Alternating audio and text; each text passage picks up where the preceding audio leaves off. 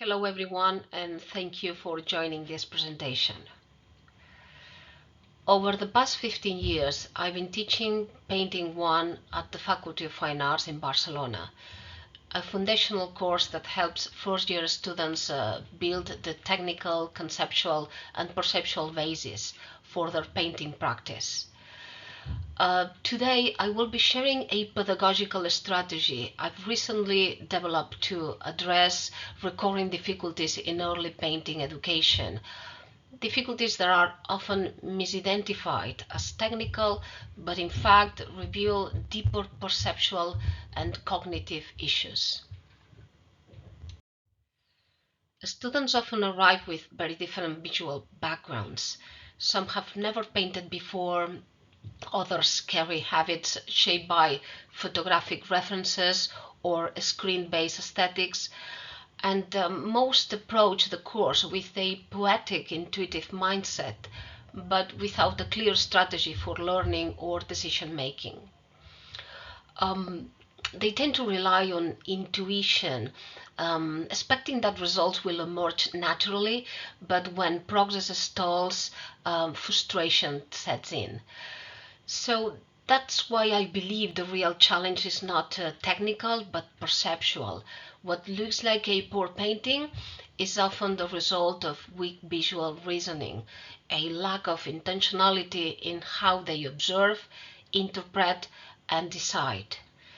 So in here, the key pedagogical question becomes, how can we move from intuitive doing to intentional seeing? And how can we teach painting not only as a technique, but as a visual thinking? This diagram presents the core of my teaching model, a shift from intuitive production to a structured perception, articulated through pairs of diagnostic symptoms and prescriptive actions or exercises. When students, for instance, default to flat color or overuse black and white, we introduce tonal value mapping or chromatic contrast exercises. When their compositions feel accidental or schematic, we guide them through a spatial structuring task. And when they approach painting with a drawing mentality, outlining forms instead of building with color, we emphasize the value blocks and atmospheric modulation.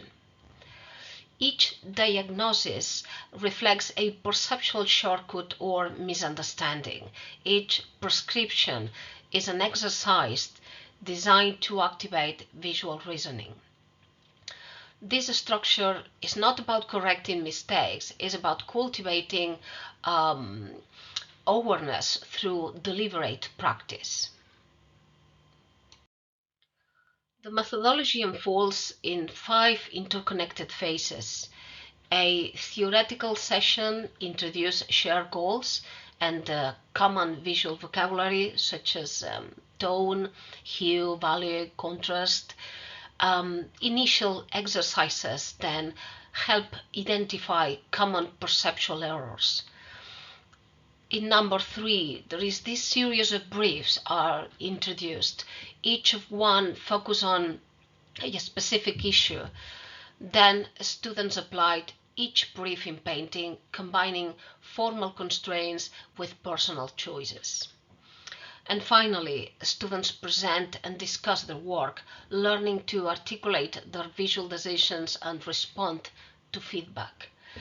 This process balances structured exploration and encourages reflective practice from the start. Here you can see an example of one of the briefs. This is Anatomy of the Shadows. In this exercise, students begin by choosing a portrait, printing it in black and white, and mapping the areas of shadow, mid-tone, and light. The goal here is to shift from outlining to constructing, painting with tonal shapes rather than lines. This helps students reframe shadows as a structural language not as visual decoration. It trains them to start from what they can see clearly and then extrapolate the rest of the image with more intentionality and tonal control. Before using briefs, most students repeat the same perceptual errors: flat compositions, decorative color use, or drawings that lacked pictorial construction. By isolating each visual challenge and assigning a specific brief to it, students could focus their attention and develop target solutions. By the end of the course, we observe visible improvements: layer painting processes, better use of value scales, more intentional compositions, and the structure didn't limit creativity. It gave students the tool to activate it more consciously. One of the most relevant contributions, I believe, is this method. It's its ability to scaffold learning for a generation that often struggle with internal structure. Many students today no longer take notes and tend to approach studio work passively. These briefs transform passive exercises into meaningful visual challenges. They also support visual reasoning, the shift from "what should I paint" to "what visual question am I trying to answer." It's crucial in shaping future artists who think through their practice. Then, while my focus is painting, this method can be adapted to other studio disciplines such as drawing or sculpture. What's new is bringing this structure intentionality into painting education, an area that has historically resisted prescriptive approaches in the name of expressive freedom. But the briefs don't support expression. They focus in this expression. They create a space where exploration is framed by reflection, not impulse. This method is also highly adaptable. It can be scaled by complexity, from tonal studies to conceptual problems. It can be adjusted to different levels of visual literacy. And it integrates easily with theory, group critique, or visual cultural visits. In fact, the more it embeds in a broader pedagogical context, the more powerful it becomes.